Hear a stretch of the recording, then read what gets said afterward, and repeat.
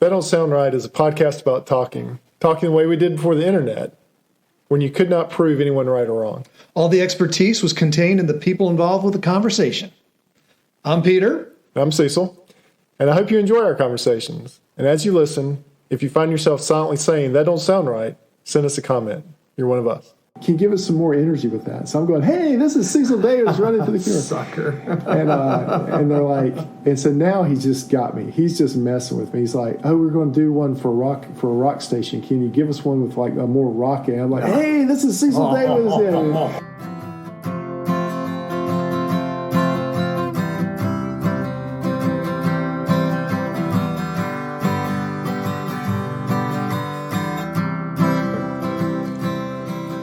Welcome back to another episode of That Don't Sound Right. It's a podcast about talking. We're your co-hosts. My name's Peter Bielman. My name's Cecil Davis. We're just trying to have a conversation without Google or fact-checking. Right. Those kind of things kill the conversation. Right. They can. They absolutely can kill it. So today, it's simple. We're just talking. And this day, we're talking about Halloween candy bowls. Right. So most people that know me know I like a good practical joke. Yes. And you probably are going to pay dearly for this. Yes. For all your practical jokes. And maybe we'll have a podcast just on some of the ones that either have been done to me or that I have done. Okay. There's some good ones. Yeah. My brother's pulled some good ones off on me. We actually have now limited it that you can only get each other on April Fool's Day. Oh, really? Yeah. Which puts the stakes really high. Well, yeah, because all it does. Day. Well, but everyone's guard's up. Right. And you know it's going to happen. But we still do it. And you can still pull it off, but everything has to fall perfectly. Yeah. And so we've got some great stories of just catching the other one off guard enough. I mean, it's hard to catch you off guard on April 1st. Oh, yeah, because on April 1st, both of us don't take calls. We don't speak to anybody. we lock ourselves in the bunker, and just to protect ourselves. But yet we have still gotten to each other. All right. But given that reputation, a few years ago, on Halloween, we had this old white melamine bowl, just plastic bowl. Okay. That we set outside because we were going to be gone on Halloween. We were out trick-or-treating at somebody's house. Filled the bowl with candy, put a little sign that said... What did the sign say? You know, like take free candy or take some candy. Was it effective?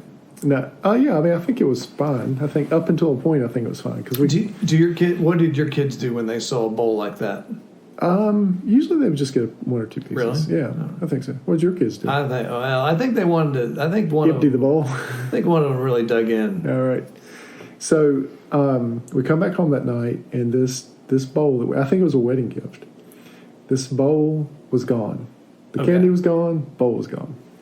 And so maybe to be expected. Right. Right. I mean, well, in my head, I was thinking, okay. Some neighborhood kids have taken the bowl. Maybe my kid did it. Right. And so the bowl's gone. All right. Didn't think about it anymore. Until... What, was Christy upset? This was a wedding gift. Well, I mean, I'm just saying it was like a cheap, like you get plastic mixing bowls. Right. You're missing one of the bowls, right, yeah. But it wasn't like sentimental. I couldn't tell you who gave us the bowls. Okay, all right. But it was just a bowl we had forever. And so the bowl disappears until Christmas, when we get a Christmas card from the bowl. So there's a picture of our bowl and an expensive, like $6.50 card that sings, a singing card. Oh, so it's battery operated. It's battery operated. Going on. So picture of our bowl. They spared no expense. Expensive card in our mailbox. The card is the writing is kind of... Oh, yeah, I see the writing. It looks like it's written... Yeah. Basically, they're right-handed, and they wrote it with their left hand. Yes, and it's stamped, but the stamps aren't canceled. And there's a variety of stamps. Yes. Like so there's a 42-cent stamp. There's a 2-cent stamp. I saw you showed me this. This is kind of bizarre. Yeah, and so they're in our mailbox. So somebody's taking the time to come out and actually stick it in our mailbox because the stamps aren't canceled. So it's somebody local. Somebody local. All right. So I was like, okay, that's fun. Game on. But where's my bowl? Right. So I'm paying attention to things a little bit more now. But nothing happens until Valentine's Day. Were your spidey senses up at Valentine's Day? No, I wasn't thinking about it. Okay, so Valentine's Day. They did their job. You had kind of tuned it out. I'd forgotten about it. We get a card from our bowl This time the bowl is pictured with another pan that's shaped like a heart. Okay. And again, another $5 or $6 musical card. Is this implying a relationship between the bowl and the pan? Okay. And same handwriting, like the left hand Okay. writing. Someone writing with their left hand that's right-handed. Stamps, not canceled, in the mailbox. There you go. All right.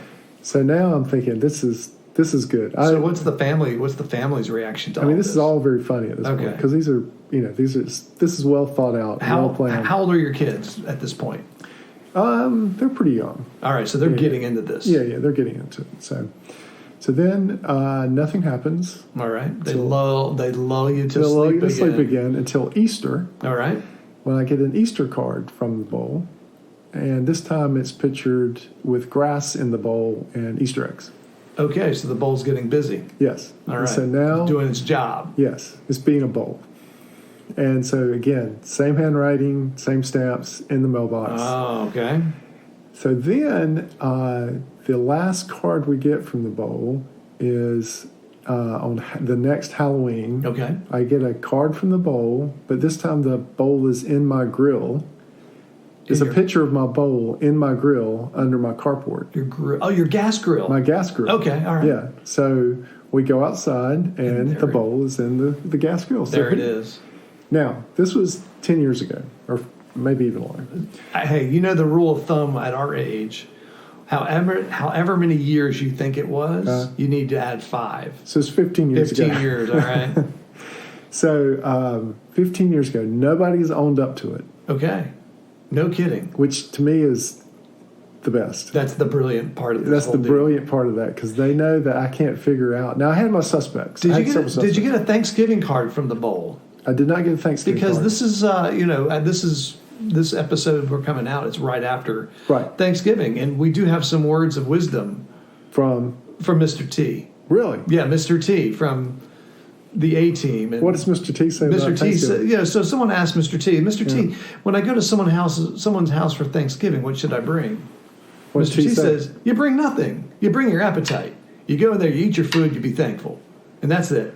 You got to respect T. You got to listen to what Mr. T says. Talking turkey with Mr. T. That's like good words of wisdom from Mr. T. We probably should have done that before Thanksgiving. Yeah, but you can just use that at Christmas. Use it at Christmas. I was a big Mr. T fan in my day. I can see that. Yeah, I watched all the A-Team. So, anyways, I have full admiration. I'm now here on our podcast saying, whoever did that, if you're listening, maybe they're a listener because they're local. It could be you. It could be me. I don't know who it is. I had my suspects. All right. And I accused some people. All right. Almost to the point of losing friends over accusing them. No, really. But they held their ground. They held their ground that it was that was not them. But they convinced me that it was not them. All right.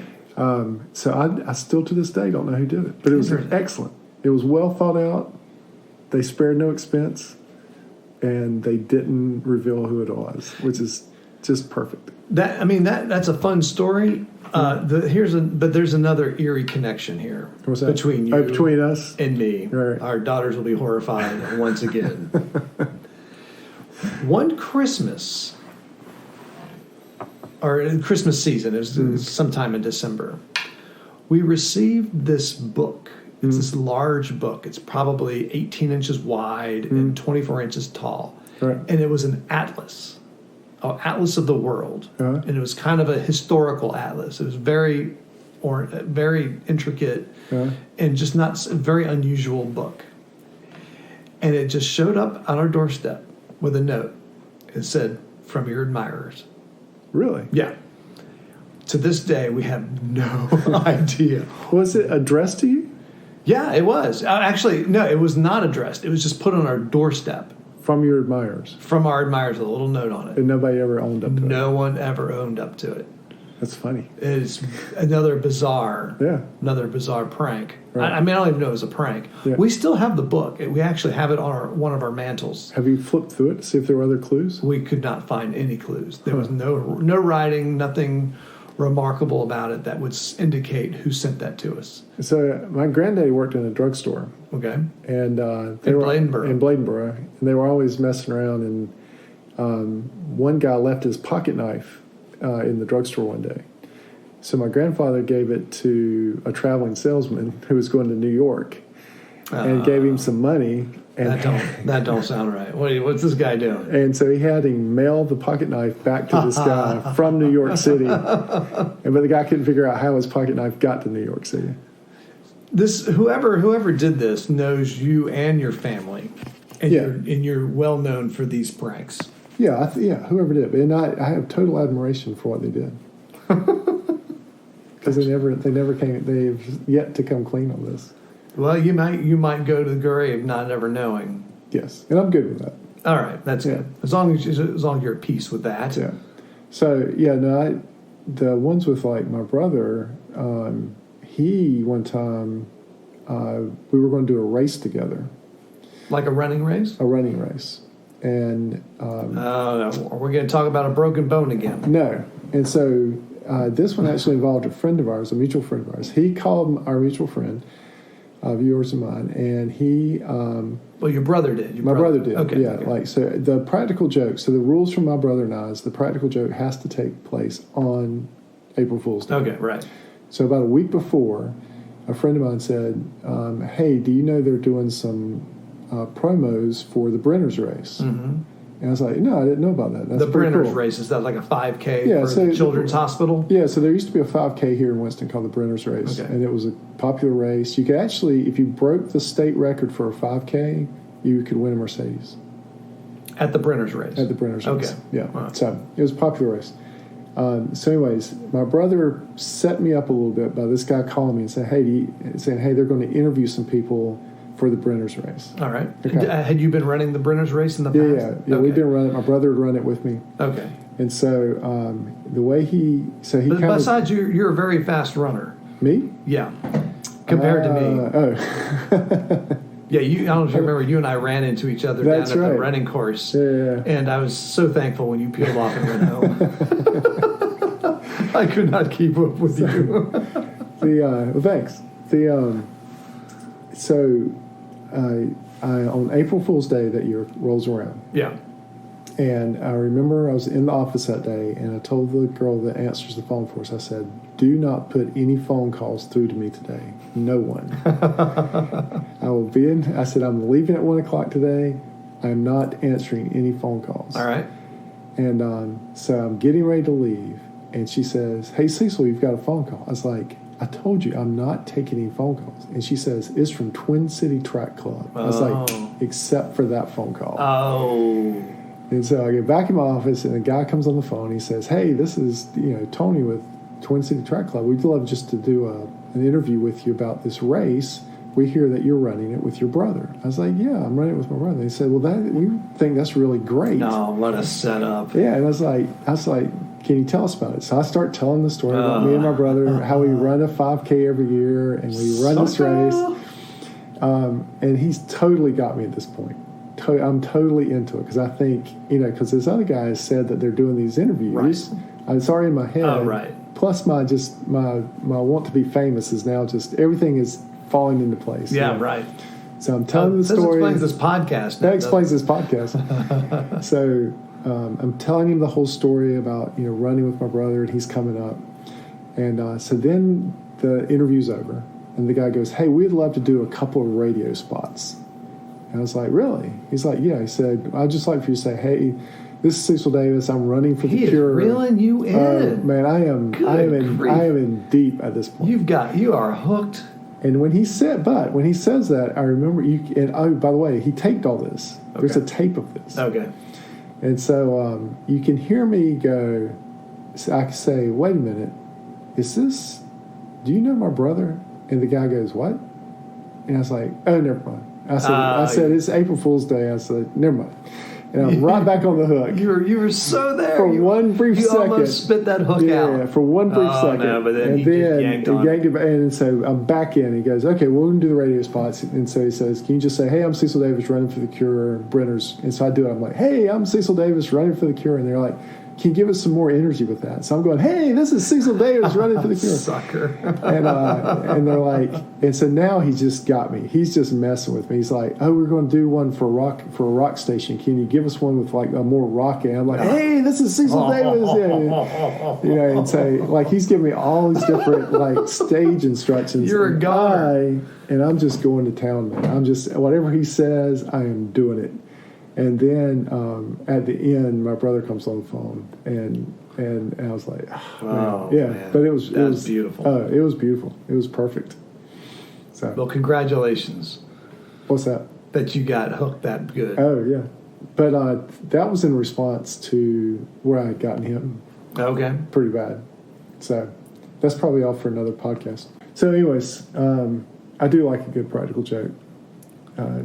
There's people that it's hard to find people that like can do a good practical joke without taking it like too far. Right, like college. There's like the college too far. Right.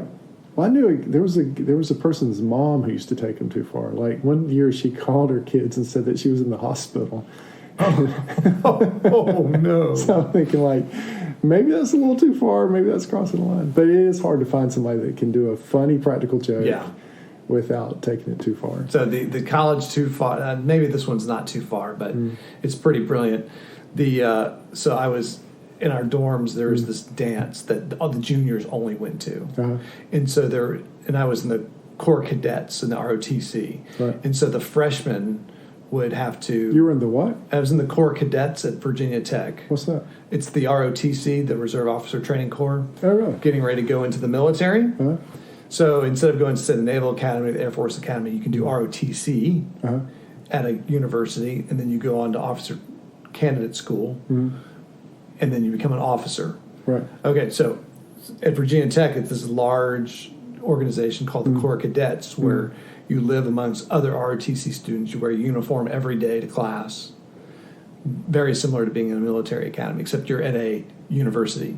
Gotcha. And so at this particular dance, the juniors go off and have their dance, and the freshmen are responsible escorting the dates to the dance. And then the tradition is the freshmen play a prank on the junior of who they escort, right? Right.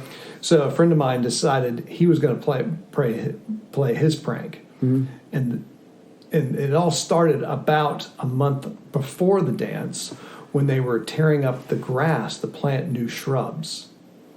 And the guy, they were actually taking up the grass and sod.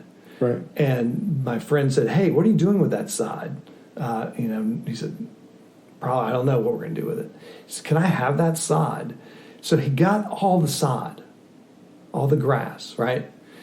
And so when it was time to play the prank, he got into the junior's room, took out all the furniture. Where did he keep it? Sodded the room, lined it, put up the yard markers and a miniature field goal.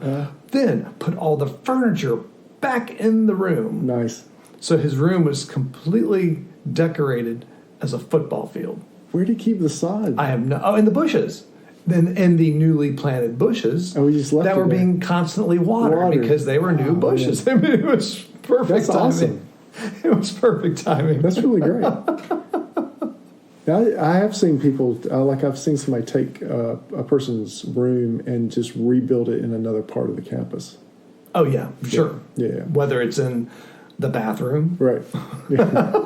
Or in the library. The sod, that's good. The sod was nice. That was a nice touch. See, that's the perfect kind of practical joke. Yeah. But, yeah, some people will go a little too far with that stuff. That's right. Yeah. Speaking of going too far. What? You come to the end of another. That don't sound right.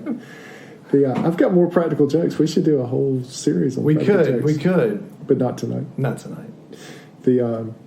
Anyways, you've come to the end of That Don't Sound Right. So That Don't Sound Right is a production of TDSR podcast in conjunction with Camel City Studios. I am your sound engineer and co-host, Cecil Davis. Way to go. Your other co-host and web engineer is Peter Billman, Peter Billman. We're making it work. That's right. The graphics designer is Emily Billman. Brand ambassador is Brent. And as always, our listener number one is Scott. So until next Saturday night, keep talking. And stay curious.